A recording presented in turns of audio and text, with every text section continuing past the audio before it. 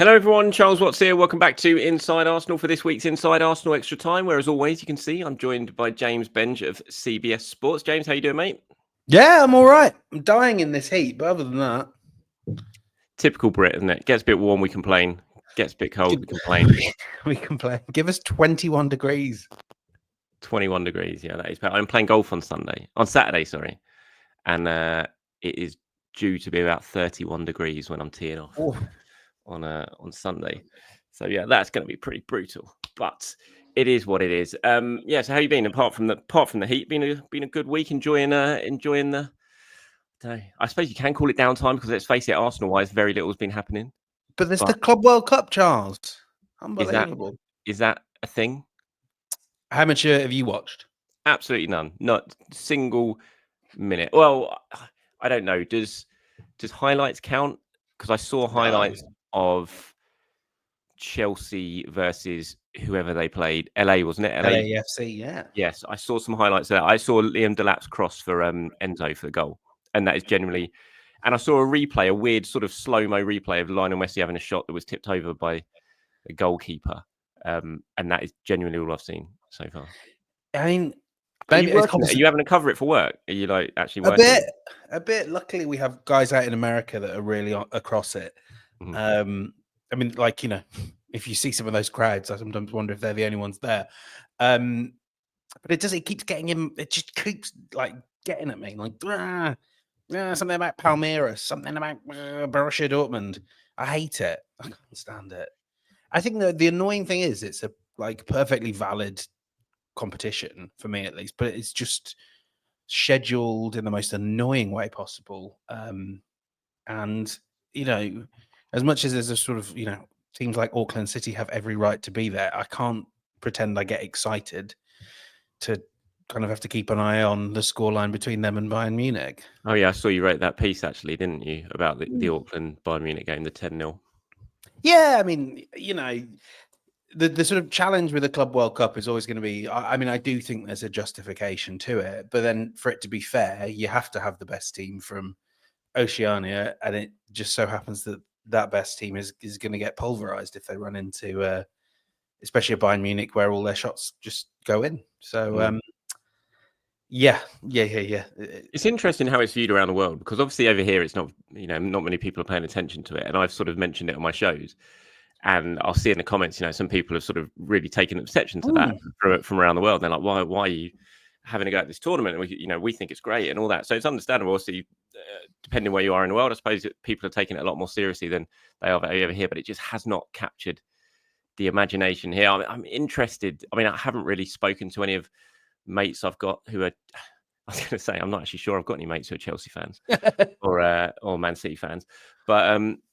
I mean, I'm interested if they're really actually properly bothered about it at the moment. Maybe they will be as the competition goes a little bit deeper and we get into the sort of knockout rounds of it. They will pay more attention, but there's very, very little imagination for it over here. My suspicion is they'll be very, very bothered in November when all their players look dead on their feet. Yeah.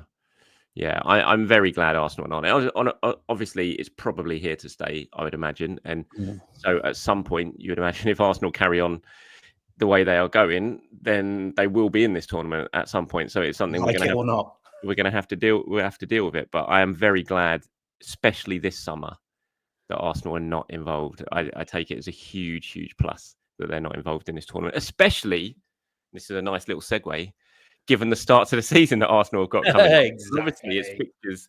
It was fixtures release day today. I had my say on it on my show this morning. You know, it's a brutal start for Arsenal. It absolutely is. I don't necessarily think that's a bad thing, you know, and lots of people have pointed out to me the sort of positives of it, of, you know, it's a bad start. Yeah, it's a tough start on paper, but get it right. And, you know, you can give yourself a huge, huge boost at the start of the season. You've got those games out of the way early on, all that sort of stuff. You know, our record against the Big Six is so good over the last few years.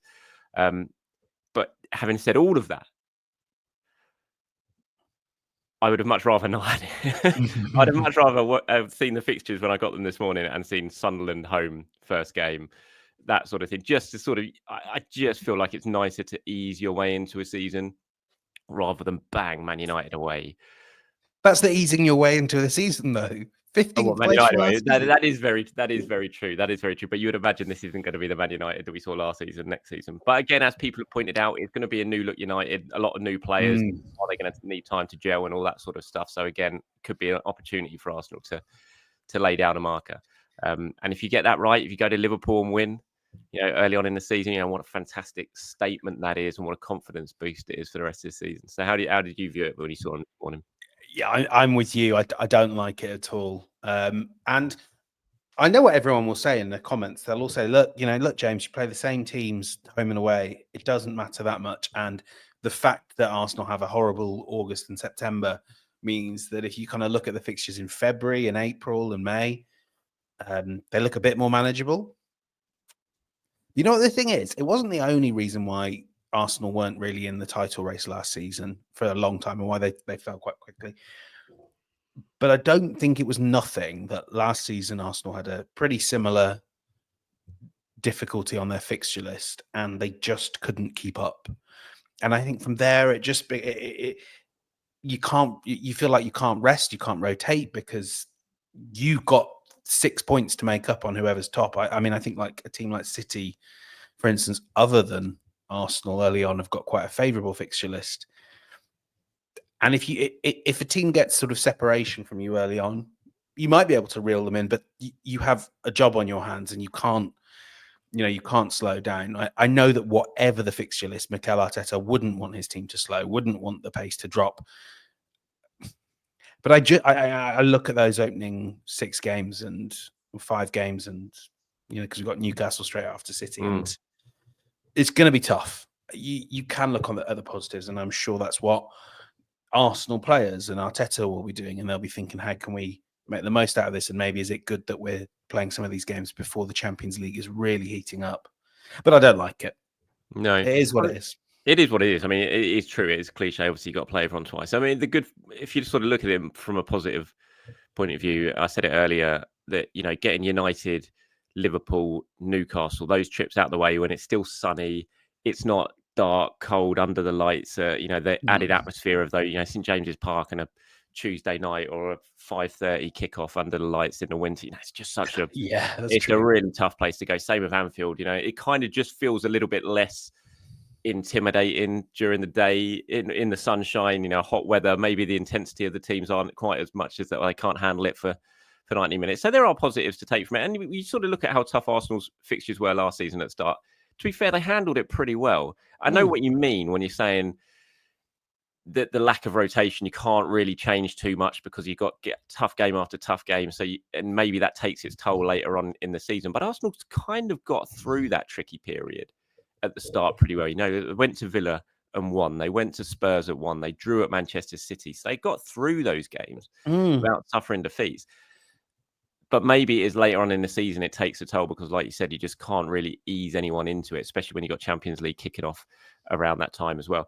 I had a question here from Majnik, is it? He says, Charles, have you looked at our start, including the pre-season games? If you include our pre-season, our first 6 games are Milan, Newcastle, Spurs, Man United, Leeds, Liverpool. Throw in whatever teams are in the Emirates Cup, who will be big clubs. Do we need some pre-season games against Boreham Wood or Leighton FC? Yes. Newcastle and Spurs especially seems really unnecessary in pre-season. We'll end up with really physical games, not good planning by the club in terms of player care. I mean, when you actually do include the pre-season games on top of the first sort of 6, it is just big game after big game potential. I don't like, and I said it as soon as it happened, of 2 teams that I would not want to pick to play in pre-season, Newcastle and Tottenham would literally be right up at the top of that list. You've got the sort of the bite between Arsenal and Newcastle anyway. It's two really physical teams, even in pre-season, even with lots of changes, I imagine, during the game, that'll be a physical encounter. It's Arsenal Spurs. It's just not going to be a physical game. Of course it's going to be. And I do worry about those 2 matches. They've just got players getting hurt written all over it. So I'm not sure that I think the days of Leighton FC and Boreham Wood, all that thing are gone. I mean, no one's going to learn much from that. You kind of do. You can do your warm-up sort of games at the training ground and you get the same from going down and playing an Arsenal 11 against Boreham Wood or going to Barnet like we used to do at Underhill and all that sort of stuff. But I think there would have been other Premier League teams I would have picked ahead of Newcastle and Tottenham to play. But money talks at the end of the day. Money talks, and Arsenal will be getting an awful lot of money for playing these games. Doesn't it just? And, obviously, I guess the field of international teams who you could sell these tickets for has closed up a bit with that Club World Cup. But, I mean, yeah, I find it a bit disappointing and frustrating. And, I mean, and I would have, for any club, playing these Premier League teams, I think you can sort of lose a lot more than you gain as well. Like you say, Newcastle and Spurs will not be afraid to put a boot in, and all Arsenal on those teams. And while that's valid, you do wonder like what purpose it serves. Certainly, if we're expecting the Emirates Cup, and I believe we are, yeah, I would. I think there'll be two friendlies. I think like last season there'll be the Emirates Cup, and I think there'll be a midweek one as well. Yeah, and I would be looking for a sort of the sort of teams they had for that. Good teams, no great needle to them. Like another Bayer Leverkusen would be. Was Leverkusen the Emirates Cup? I thought Leverkusen was the one in the week. That was the one in the week. What was the Emirates Cup last season? Leon was the Emirates Cup? It was Leon. Yes, it was. Arsenal hammered them, didn't they? There was loads of guys. I was in Portugal that day. Yeah, no, I remember. I mean, if there's a sort of big name team out there that aren't very good, you can sort of run up a cricket scoreline against. I'm kind of of the view you need to have one of those games in pre-season. Not that I've thought about this. You just kind of described Tottenham there. Indeed. That's true. That could work quite nicely. Yeah. I imagine we'll hear pretty soon about the Emirates Cup and the two Emirates fixtures. I don't think we'll have to wait too much longer. I think they're kind of waiting to see what the Community Shield match is going to be, I think, before maybe defining the day that the Emirates Cup's going. I think it might tie in with that. But yeah. Leon, that's that sort of game. That's a perfect preseason game, isn't it? No, that really is that sort of game. Well, I was going to look at what the date was, but I've taken my watch off. 18th of June, Charles. Is it 18th of June? 18th of June. So the transfer window's been open a few days now. The second transfer window of the summer. Obviously, no deals done yet for Arsenal or announced yet. Obviously, we think Kepa and Martin Zubimendi are pretty much done deals at this stage. There was talk yesterday about Thomas Partey. I don't know if you saw this coming from Turkey. I think this report emerged that Partey will not be staying at Arsenal and that he'll be going. So I just wanted to talk about this. We've got a question about sort of the midfield that sort of ties into this that I wanted to bring up. Just first of all, in terms of Partey and that story that you saw yesterday, my understanding of it, and I've had lots of questions about this, is that what was reported yesterday is not the case. He might end up going. I'm not going to sit now and say he's going to sign his new contract, but what was reported yesterday that a decision has been made and that he is going. My understanding is that's not the case. Talks are still very much sort of ongoing with that. Nothing's been agreed yet. No firm decision's been taken. He's over in Ghana at the moment. He is going to be due to come back to London in the next few days. At the moment, even if a deal's not agreed, the plan is that he will go to Spain with the group to start the warm weather training camp. Which is before his contract expires, isn't it?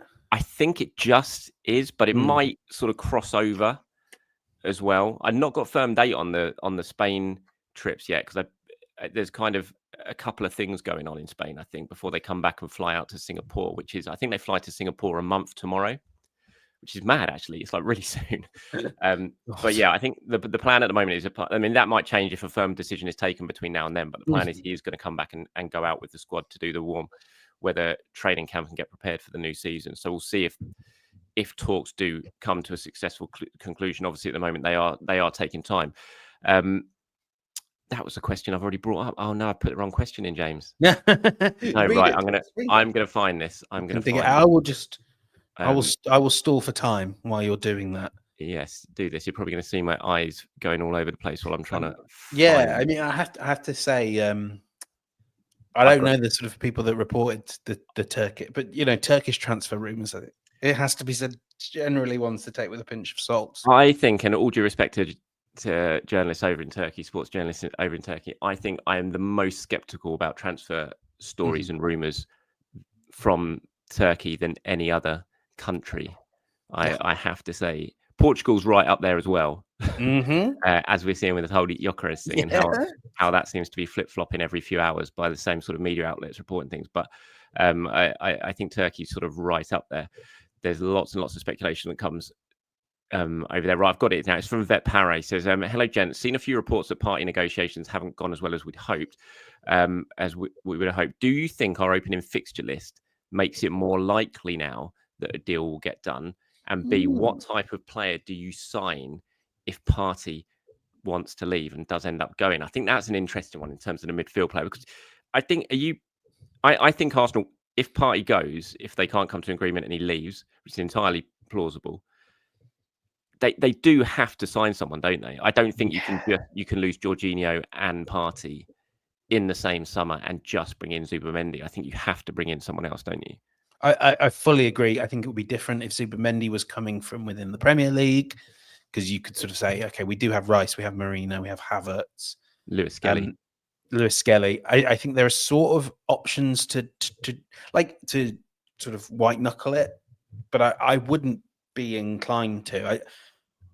I mean, I don't. The one thing you would say is, I don't think it would be necessarily a crisis for Thomas Partey to leave, if only in terms of, for all the talent he has, what you're doing here is sort of kicking the can down the road for a year or two. Yeah. You know, you're going to be looking at someone that would be a backup, that would. I mean, Jorginho played 20 games, started 20 games last season. You don't need to sign someone that is a player that can come in and play in the biggest games, because you would have Rice for that. But just quickly on that, Jorginho played 20 games because of Partey's form, really. Yeah. And Zubimendi would be learning on the job in a position that it took Partey a long time to adjust to, if you remember. That's true. Zubimendi would be learning on the job. So it would definitely be better to have another experienced midfielder around at that time. Yeah, I mean, in pure footballing terms, I think the easiest option is to get Thomas Partey. Just in pure footballing terms, just get that contract extended by a year or two. But in answer to Vet Parra, though, if it doesn't happen, you know, the kind of midfielder, do you think you need to bring in another, you know, sort of Jorginho type signing, or would you go more down the route of a young up and coming midfielder, you know, sort of exciting youngster who you could sort of mold over a couple of years into potentially being, you know, a first team star? Oh, I think the real challenge with the role we're talking about is I don't think there are many players that can do it at a very young age. You know, I mean, when we saw when Partey came in, it, like you said, it took time for him to be trusted in a and he was experienced champion, you know, experienced European performer, and it took him a while to adjust to it. And I think when you get that position wrong, it is one of the most disruptive for the whole team. I mean, you know, Arsenal struggle when Partey's not on the pitch. You know, when they tried to get someone like Granit Xhaka there a decade ago under Arsene Wenger, and he sort of lacked some of that mobility, they really struggled. This was the great difficulty in the Arsenal team for so long, wasn't it? I mean, ideally, you would just want Jorginho back, wouldn't you? Off the top of my head, I don't know another player of a sort of veteran age that could come in and do it, and that would excite me and excite the fan base. Does anyone? Probably some guys in Italy, I'm sure. Does anyone spring to mind for you? Not really, as in a sort of player, no. But I think they'd probably go down. I think they'd probably go down a younger player route. I'm not sure they'd go for an experienced one. I think they'd look at someone they could bring in and sort of mold into that position over a couple of years. And, you know, I'm just not sure they'd go down the experienced player route for it. Is there any way it could be Sambi Lokonga? I don't think so, no. I mean, Sambi, he gave that interview to Sai the other day, and that's the way he was talking. You know, he'd been playing as a false nine almost at Sevilla. You know, he's not been playing in that holding role at all. So, you know, he's been playing as an 8 or even further up the pitch. So I don't see that happening. I do think Arsenal have got options, obviously. I mean, we listed them there. Rice can play there. I don't think that's his position. I think we've seen in the last sort of 12 months or so, it's pretty clear now that Rice's future is further up the pitch than in that 6 role. We haven't really seen Lewis Skelly play in that role. I do feel like a midfielder is needed to come in, but there are options that they could muck about with. In terms of actual names, I mean, we're not analysts. We're not here to sort of. I'm sure they've done their scouting and they've got names in the frame, but I feel like it would probably be a younger option that they go down rather than another Jorginho type signing.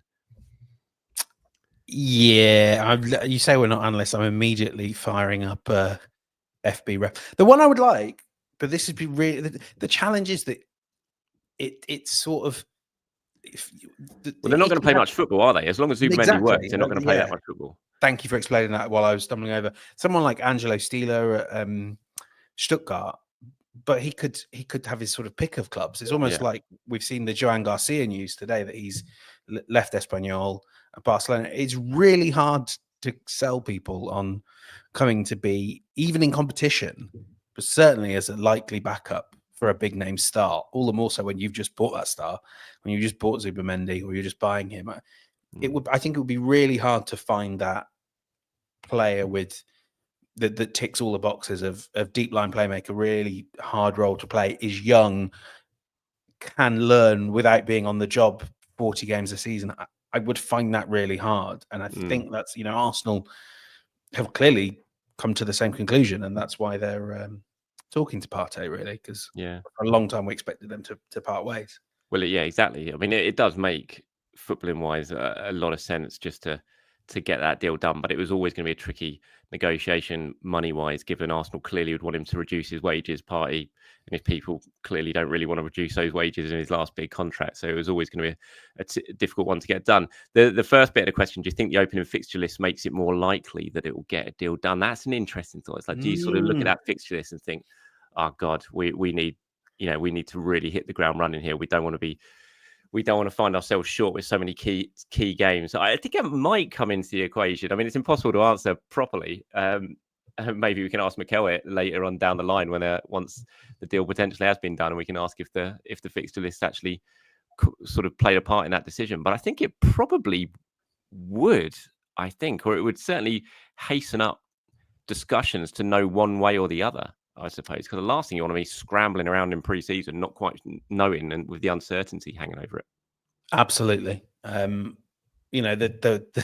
The coaching staff and the directors of football and everyone will deny year in, year out that the fixture list makes any difference. And I never believe them.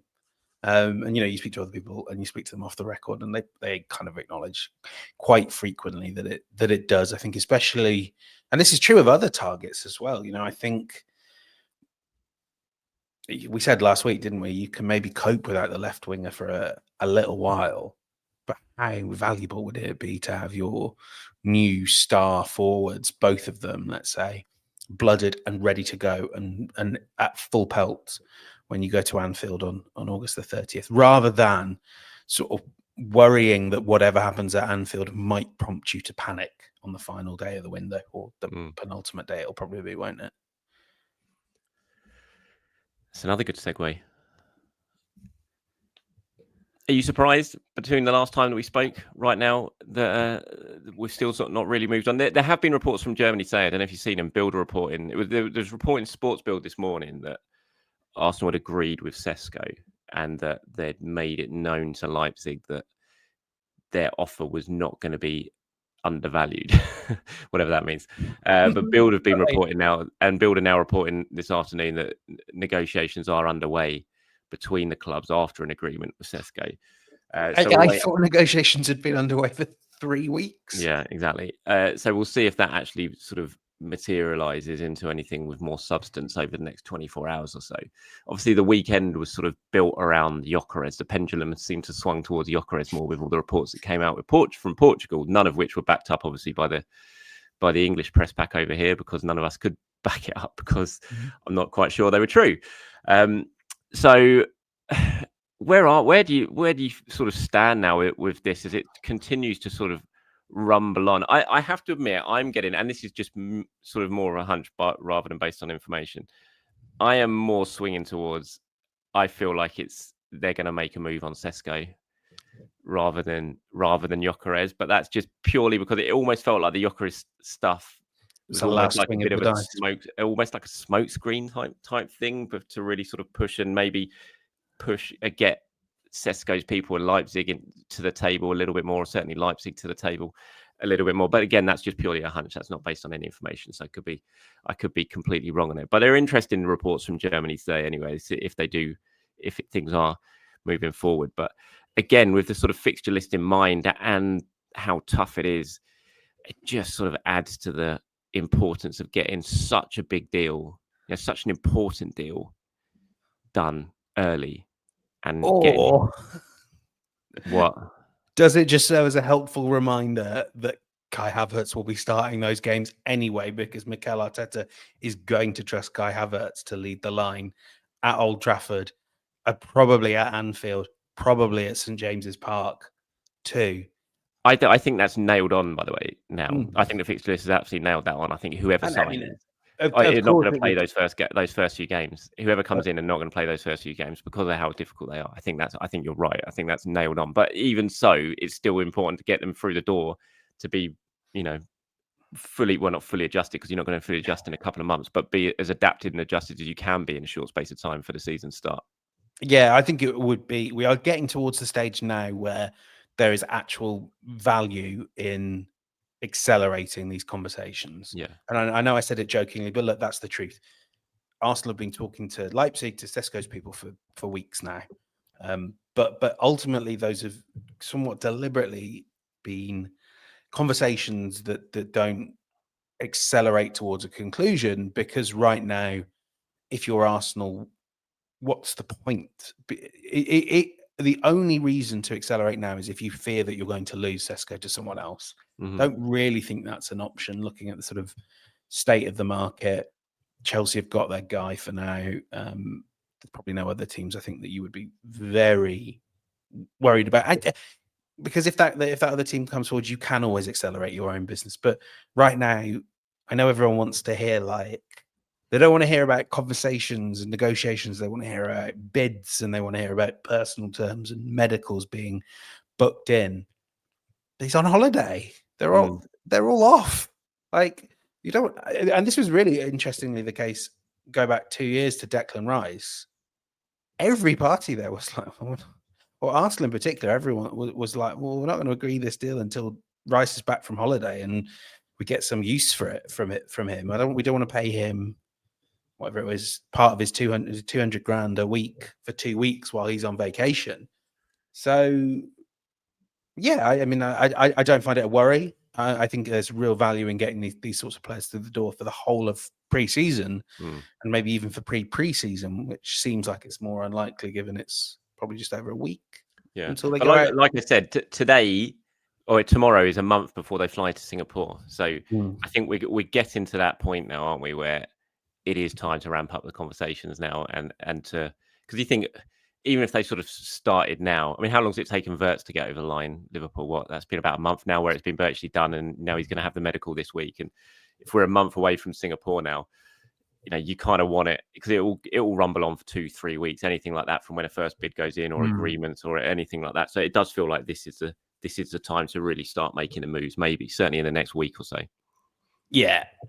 And there's certainly now no excuses on the sort of information gathering front. I think we're also sort of starting to see a sense of the other targets, and we have to bear in mind that everything's interlinked, and the better a deal you do on Sesko, the more money there is to pursue your left winger. So do you think, sorry, Chris, do you think the Partey situation, potentially having to shell out, I don't know, 10-20 million pounds on another midfielder, do you think that might be playing out into other transfers? I'd be shocked if it's not, because there was the other Sevilla midfielder I just saw before we came on here, French international, was being linked. I can't believe you'd get him for less than 20 million, and then you pay his wages and his signing on fee. I mean, it's why it's nearly always cheaper to just agree an extension with your guys. So having clarity on that. And one thing we know about Berta is he likes to know a lot of things. So it wouldn't at all surprise me if he's waiting for a bit of clarity on the situation across other positions in the squad before Arsenal step into the market for Sesko. We shall see. We shall see. Hopefully it won't take too long to find out. What have you made of the Carlos Cuesta news? 29 years old, manager of Parma, going to be manager of Parma. I mean, first of all, I mean, just for him, purely personal point of view, that's an unbelievable thing. I think it's the youngest ever foreign manager in Serie A, 29 years old. And people have spoken so highly of him, haven't they? There was interest from Norwich City a while back, but I think maybe this is a better move for Cuesta. For a minute, I was going to say this, that the Championship is the most cutthroat league in Europe, and then I did remember that Serie A exists. But he's taking over a team that was at a relatively low base. just about survived relegation, didn't they, in their first season in Serie A?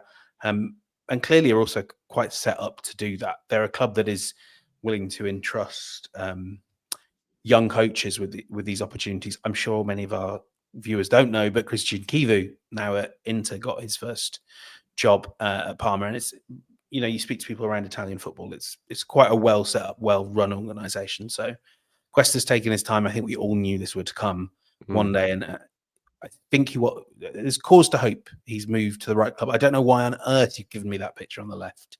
Well, that's because promising things that I fear may not come true. Where we're going with this conversation. So, I mean, it is a blow to Arsenal to lose Cuesta. It's certainly a blow to Mikel Arteta, obviously very highly respected, really well liked. You talk to your players about him and, they all came out pretty glowingly in terms of the job he was doing. And so it is a blow to Arteta. It's not a devastating blow. This happens. You look at, I think Liverpool have lost coaching staff this year. Man City have lost them as well. And so it does happen. It's just part of the territory. And I think we're seeing clubs across Europe turn to sort of the Premier League assistants a lot now, aren't we? In terms of, which shows a lot of the quality. So it's not a devastating blow for Arsenal. They lost Steve Round on the eve of the season a couple of years ago, and then went on and got 90 odd points that season or whatever it was, and just missed out on the title. So that didn't affect him too much. And it could give Mikel, it will give Mikel an opportunity to freshen things up a little bit. Obviously, there's lots of names being thrown out. Jack Wilshere, Santi Cazorla, which is why I've got I just want to put a picture of Santi out every time I do anything. James, that's it. I just want Santi in my shows. But he has, people have sort of, maybe it's a little bit romantic thought of bringing Santi back. Mikel's never... He's been asked about it a lot, hasn't he? Santi's talked about wanting to come back at some point in some sort of capacity. Maybe this is. I don't think this is an opportunity for that, but you never know. But in terms of freshening up the coaching staff, do you look at it as a potential positive, just to bring some new ideas to the table? Because that core group of Molina, Cuesta, Inaki, Albert, Mikel, they've been together a long time now, sort of 5 years. We've only really had the Steve Round departure in that time, and Steve wasn't even replaced. Miguel and Carlos were allowed to sort of step up and take on more responsibility with his departure. So is this a chance to bring someone new in from the outside, just to have a new face around, a new voice, new ideas, all that sort of stuff? Yeah, I think that could be incredibly powerful. There's one name you've not put on there that would not be a romantic appointment, but actually I think would be a really shrewd one. I think when you spoke to people about Carlos, they'd say he was a player that could, a coach that could really connect with players. Of course, he's a very similar age to a lot of them. Maybe not in the Arsenal squad, but in most squads, he'd be younger than quite a few of them.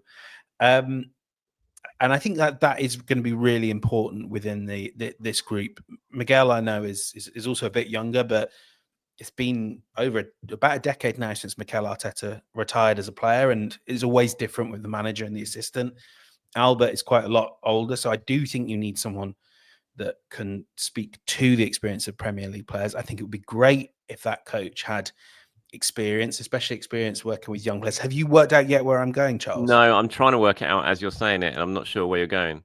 I would love to see I think it would be a good decision for Arsenal to attempt to bring in Ashley Cole. Oh, that was where I actually thought you were going. Who, it has to be said, has had huge success and has really won a lot of admirers and respect for his work within the England setup. I spoke to people fairly recently about that, actually, and his name sort of came up just in terms of glowing praise as a coach. I do think he would have a lot to teach young footballers. I don't think there would be parties in the streets of North London if Ashley Cole came back to the club, but I do see the value there. I would absolutely see the value in it, but I don't think that's ever going to happen. Do you seriously? I mean, the value, take aside the value of it, and he's doing it. That just can't happen, can it? It can't. But it's a very different club now. I mean, the people that were there when he walked out on Arsenal. Not the fans are still there. Yeah, well, that is the challenge. Nah, that can't happen. It can't happen. He would be a fantastic candidate for it, but it can't happen. There's too much history there for Ashley. I was watching him the other day, actually. It was really funny. I was watching the England under-21s game, watching Ethan, and there was a mess up with the linesman was trying to bring on a couple of subs. I think Ethan was one of them, actually, and the board wasn't working. And him and Ashley Cole got into a hell of a spat on the touchline about it. Like, I don't know if it was lost in translation or what was going on. No one could quite understand each other, but the look on Ashley Cole's face as this fourth official was getting more and more angry with what he was saying. It was just like, it was making me laugh at all. He is very highly rated. A lot of people speak very warmly. As you said, you've spoken to people who've said that, but I can't see it. We had a question about this. So no RVP either? Definitely not. Josh says, can you talk about the process to replace the coaching staff? Will this purely be Arteta's decision, or will Berta have a say in backfilling the role? I mean, this will be Arteta's decision. There's no way Berta will be charged with getting the deal done for whoever it is, but you're not going to have the sporting director put a sort of place in a coach in the coaching staff. That's going to be absolutely Arteta's decision. Gabriel Heinz is another one, because when Cuesta was potentially going to go to Norwich, when that was happening, there were talks with Gabriel Heinz and Mikel. The two of them are pretty close, and there was definitely talks at that stage about it happening. It didn't happen. Cuesta stayed, and where has that closeness come from? I'm not sure where it comes from, to be honest. But they are close, and there was definitely talks going on. And I think he's out of work at the moment, so I'll be interested to see if they revisit. I remember reporting it a couple of years back, and it'll be interesting to see if that's something potentially that they revisit. I presume he was in the Northwest at the same time that Arteta was at Everton. Maybe PSG as well. I don't know if I was thinking PSG then, but that feels too long ago. 2000. I'm looking at it now. 2001 to 2004. I mean, talk about like embracing the dark arts. If Gabriel Heinz was at Arsenal, I'd like that.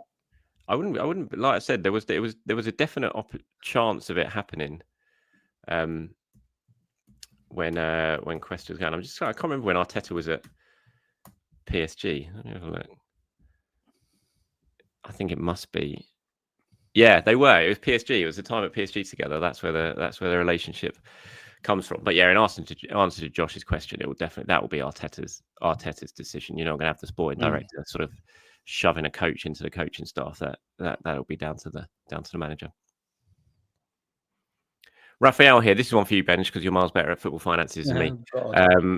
Talking about sort of PSR and stuff like that. It said, "Hi, Charles and James. Quick question around football finances. I'm not sure there ever is a quick question around football finances, but Liverpool kept their proverbial powder dry last season, have been able to invest heavily this season. Arsenal have not been the biggest spenders over the last few seasons and have sold academy products in Smith Rowe, Eddie for decent fees. Why does it seem that we're always working within tight PSR constraints? And why does it seem that the leftover transfer budget from previous season doesn't get carried forward to a new season? Isak should be in our budget and gettable if a deal is amortized. We should be able to drop that 150 million to still have sufficient funds left over based on our lack of spending in our previous 3 windows. Why are we always working in tighter PSR restrictions than other clubs?" So some of this is about the actual restrictions themselves, but I think a lot of it is about the attitude a club wants to take to those. I have been told by people close to Arsenal before that the 105, quite literally the words 105 million is a limit, not a target. That is lost money, and the Cronkies would like Arsenal to be run sustainably, much as FSG do with Liverpool. What's also true, like with the example Raphael mentions there of Isak, is if you look at most independent estimates, they say you could fit in Alexander Isak amortized over a 5-year contract and still strengthen the squad. But you have to be able to get Alexander Isak, and you still have to be able to get him at a price you think is a fair reflection. So my understanding of the situation is that Arsenal are pretty well clear on their PSR front. UEFA squad cost rules come into this as well, which is much more about what percentage of your revenue is going out in payroll to fund your team. Again, I think Arsenal would be fine on that front as well. But they want to make sure there's breathing room so that they can be reactive, so that if Alexander Isak, Benjamin Sesko, Victor Gyökeres, whoever you want to mention, comes in and it really doesn't work, they can react in the window. I think all that's understandable. I think it's also worth saying that on a 3-year rolling window, Arsenal still have the summer where they bought Kai Havertz, Jurriën Timber, and Declan Rice. So they have spent big. And Smith Rowe and Nketiah balance that out quite a bit, but not entirely.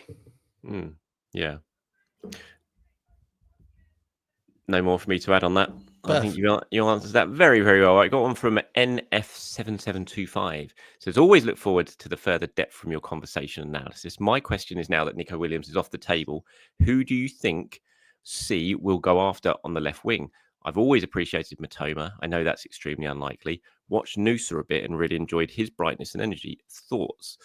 I'm still very much in I'm just, Eze or Rodrigo, two very different players, I know, but those two I would be absolutely delighted with come the summer. I know there is genuine interest in Rodrigo. That's not rubbish. That is the case. But whether it's possible, I don't think we'll know until obviously after the Club World Cup and deeper into the window. It just kind of remains to be seen whether Arsenal are going to put all their eggs in that basket and wait it out before looking elsewhere. But I think those are two. I think Noosa is a really interesting player. You know, again, I've not seen much of him, but what I have seen is really impressive. I just think he looks really, really good in the little bursts that I've seen of him.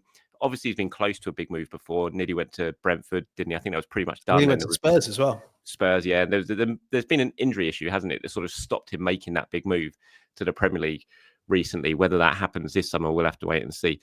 Obviously, not heard much about Arsenal being interested in him. There is the Odegaard connection there, but I think Rodrigo is definitely one to keep an eye on. But I think a lot depends. Well, all of it depends basically on what Madrid determine and what Rodrigo determine at the end of this Club World Cup. Yeah, I mean, it feels like kind of almost we might get the first readings of the tea leaves tonight. I think it is Real Madrid, or tomorrow. Is it Real Madrid play their first game under Alonso tomorrow? You know, what's the system? Does it have space for someone that plays in Rodrigo's position? It feels like we're really waiting. And I said this last week, didn't I? And I'll stand by it. It's one where I would wait because I think Rodrigo is so good that the worst thing in the world would be to have bought your third or fourth or fifth option, and then you just sort of see another team steal in for Rodrigo, and you could have had him, because I believe if he becomes available, Arsenal are going to be one of the most attractive options. I like Matoma as an idea if Rodrigo were to not become available, but he wouldn't be at the top of my list. Though I do wonder if sort of the sheer number of players Brighton have to play wide, maybe they'd just be willing to take good money for Matoma.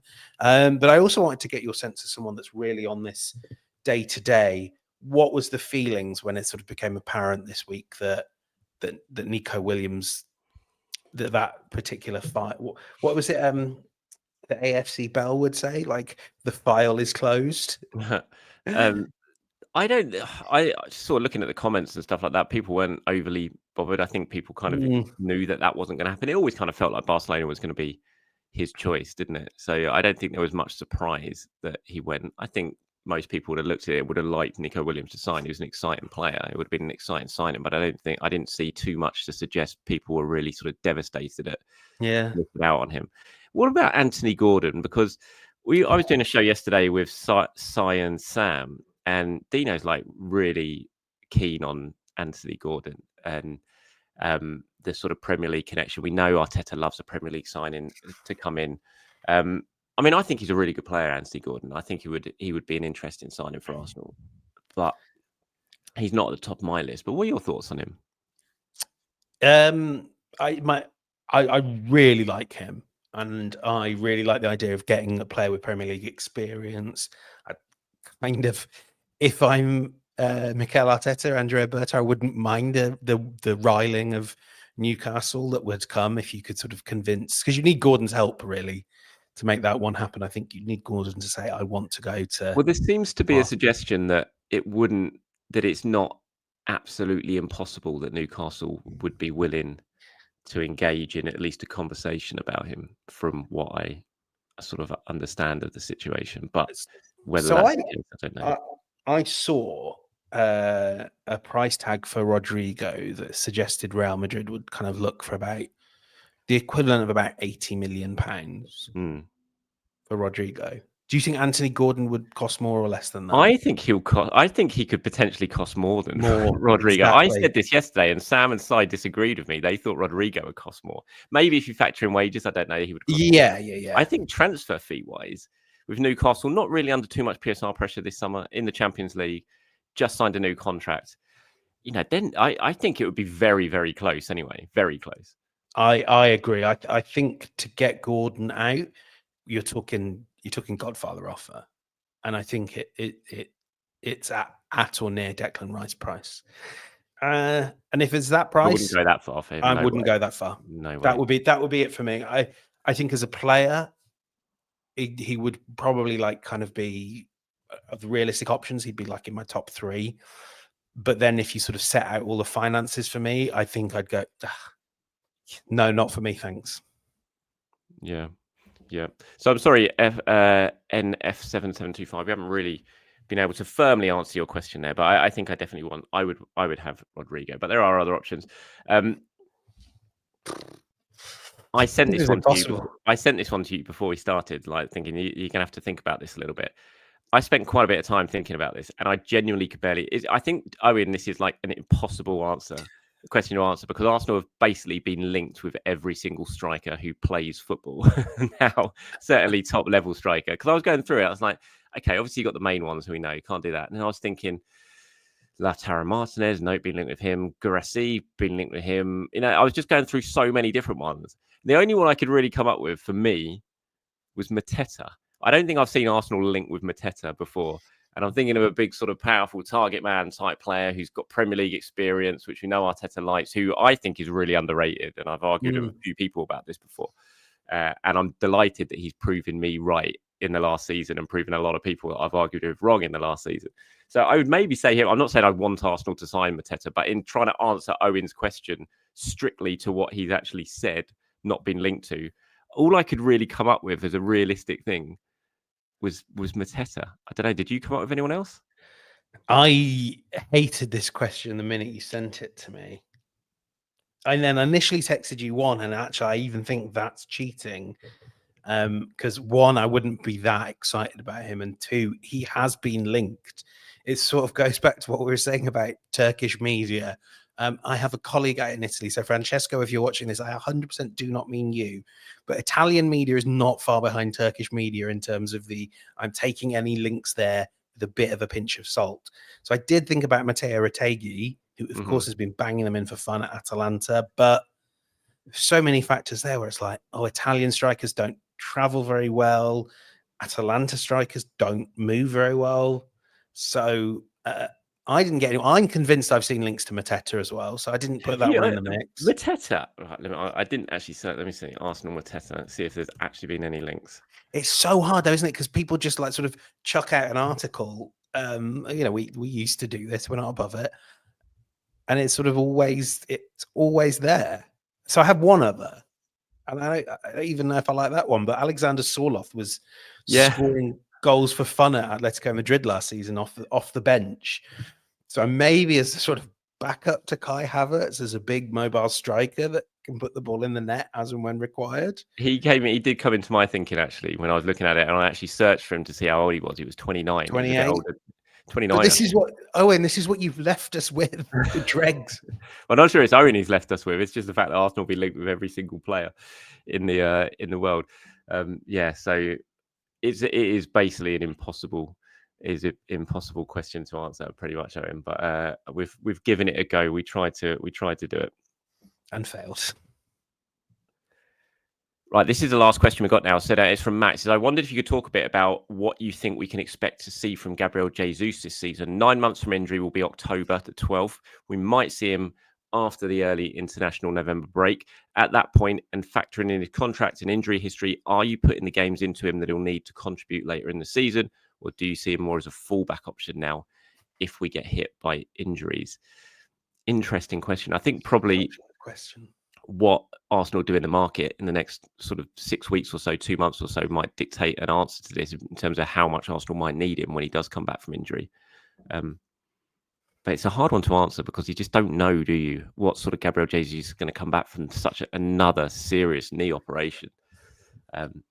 But if he can show something in those games, then I think Arteta will certainly use him because they're not going to sell him in January. He's not going to go anywhere in January unless he might be they send him out on loan in January. Is he out of contract at the end of next season? Yeah. Is this his final year? Yeah. It is. Oh, so you wouldn't send him on loan? No, you wouldn't then. Let me just double check that. But I'm like 99% certain. 5-year deal in 2022. No, wait, was it? No, so he's got 2 years left. So he's got oh Lord. Yeah, so maybe you send him out on loan then. If you've got another striker and who's doing well, you've got Havertz still there, you've got another winger stroke attacking player, then maybe to get him fit for the second half of the season, you get him out, and probably actually maybe to try and be able to sell him in the summer, you send him out on loan for the second half of the season. Is there? I have to. We'll sidetrack and then loop back to Gabriel Jesus. I know Arsenal are not alone in this regard. It is infuriating that they don't announce how long a contract is. Yeah, like I'm trying to find it somewhere. 2027. It is 27 because he signed in 22, so he didn't give him a 4-year deal, did they? They gave him a 5-year. Yeah, that's true. So it'll be 2027. Oof. I mean, in that case, there is the sort of sporting logic to like playing a bit of a recovery thing here. But to me, that makes the loan a bit more compelling. Maybe a loan back to Brazil. Just because by the time we hit November, this sort of goes back to the fixture discussion we were starting on. I feel like every game is going to be so high stakes that it becomes a question of when do you give Gabby Jesus chances to build his fitness, especially if you've got a new striker to play alongside Kai Havertz. And if you can't really count on him until January, I almost look at that and think the best view there is help him build his fitness. Then in January, unless something radical has happened that compels you to use him, probably just be looking at Brazil, maybe Serie A leagues that might want to take him on loan. From there, he can rebuild his fitness and you can try and work something out in the final year of the contract. It's so frustrating because just in those last 3 or 4 games, it looked like Jesus was coming back to something. And I just think when the knees keep going like that, if any fan base has seen it, it's Arsenal, isn't it? You can't trust it anymore. You can't plan around Gabriel Jesus' availability. And it would be remiss, it would be a failing of Arsenal now to plan for Jesus playing really any minutes. No, I don't think you can. I don't think when you're pushing for what Arsenal are pushing for next season, you can factor in Jesus' sort of, you've got a plan for not having Jesus, if you see what I mean. If he comes back and he suddenly comes back hot and starts scoring goals, then brilliant. But if you can't plan for that, can you? You've got to plan and sort of imagine that he's not going to be back. My worry about sending him out on loan, if he gets back in, say, October, November time, that's a really key time when you come back from a cruciate.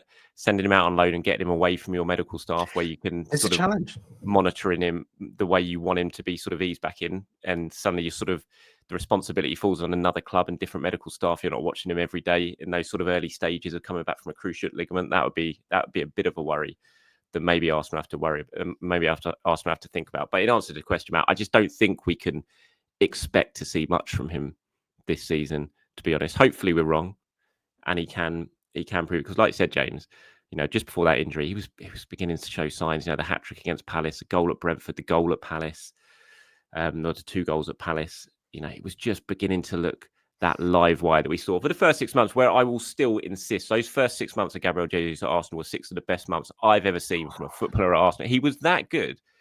Like, he literally blew me away when I saw him for the first time in a game at Bournemouth that season when Saliba scored. I genuinely couldn't believe what I was watching and how good this player was and the difference he made to Arsenal. It was just one of the biggest impacts I've seen in 6 months of football. And it's such a crying shame what happened to him with the World Cup and the knee injury and everything. It's just such a shame that all we really got to see of the best Jesus at Arsenal was those 6 months before the injury. If you gave me the choice of spending 60, 70 million, however much it is, 50 million on Gyökeres or Isak, or with that exact same money, I could just go and fix Gabriel Jesus, not DH him, fix him so that I got, like you said, that Jesus of the first. God, it wasn't even 6 months, was it? It was like 3. Yeah, it was more like 3 months. Sorry, yeah. That player I would rather have at Arsenal than either of the two strikers they're looking at. You said Isak there, but I presume you meant Sesko and Gyökeres, not Isak. Sesko and Gyökeres. Yeah. Oh, Isak. That's another story. But yeah, he really is the archetypal sort of ideal striker, I think, for any top team. He can give you something of everything so well, other than consistently putting the ball back in the net as often as his chances say he might. But yeah. But he was even doing that in those first couple of months, wasn't he? He was scoring regularly. It was like everything he was trying was going in. He was just a remarkable couple of months of form from him, and it's such a shame. Even just before the World Cup, when the goals dried up, he went about 8 games without a goal, didn't he? Mm-hmm. He was just still playing so well in those games and causing teams so many problems. He was so integral to that start to the season Arsenal had. I think when I look at like Julian Alvarez now and those links with Alvarez, I think of Jesus and what he brought to that team, and I think what Alvarez would bring if he came in to Arsenal. And that's why the Alvarez stuff really interests me. I was like, yeah, that would be a fantastic signing, because it just sort of harks back to Jesus at his very, very best in those 2 months and how game-changing he was and how difficult he was to mark. And I could see Alvarez having a similar sort of impact, but that's not going to happen, obviously. Nor is Gabriel Jesus being the player he was, sadly. No, unfortunately, it's not. Ending on a sad note, mate. We're ending on a sad note today. But that is it from us this week, everyone. Thank you, as always, for watching this week's Inside Arsenal Extra Time. We'll be back at some point next week to do it all over again, hopefully with some sign-ins to talk about. That would be nice. But until then, thanks for watching, everyone. Thanks for joining us. Cheers, James. It's been a pleasure, as always. I'll speak to you next week. See you next week. Bye-bye.